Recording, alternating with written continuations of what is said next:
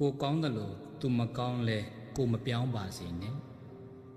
သူမကောင်းရင်သူ့အကြောင်းပဲလေသူ့အကြောင်းဟာသူ့အကျိုးပဲပေါ့သူ့အကျိုးဟာကိုအဆိုးမဖြစ်ပါစေနဲ့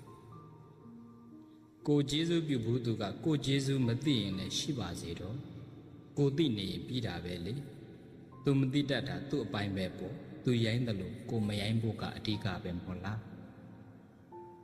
ကိုနားလဲပေးတဲ့လောက်သူကောက်နေလဲကိုမဖောက်မိပါစေနဲ့ကိုဘက်ကတော့ဖြောင်းနေဖို့ပါပဲသူနားမလဲတာကိုအားငယ်လို့မှမှာအချိန်တန်ရင်နားလည်မှုတွေရအားငယ်မှုတွေကျသွားမှာပါပဲသိကောင်းလားကိုကောင်းတယ်လို့သူမကောင်းတာတွေရှိတယ်ကိုကျေးဇူးပြုတယ်လို့သူကျေးဇူးမပြုတာတွေရှိတယ်ကိုဖြောင်းရတာနဲ့သူကောက်နေတာတွေရှိတယ်လောကသဘာဝလူအမျိုးမျိုးနဲ့တွေ့ကြုံရမှာဒါတွေကြုံကြုံရမှာကြုံရမှာ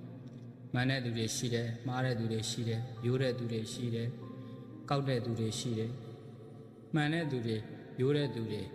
ဖြောင်းတဲ့သူတွေကြားမှာမမှန်တဲ့သူတွေမရိုးတဲ့သူတွေမဖြောင်းတဲ့သူတွေလည်းကြုံရမှာပဲဖြစ်တဲ့အတွက်ကြောင့်သူကောက်လို့ကိုလိုက်ကောက်ရင်ကိုလည်းအကောက်ပဲသူမရိုးလို့ကိုမရိုးရင်ကိုလည်းအဆိုးပဲရမလို့မြတ်စွာဘုရားကလည်းပဲသူများကိုဆင်ကျင်တာတဲ့သူများကိုတန်းညှိနေတာတဲ့ကိုယ့်ကိုတန်းညှိပါ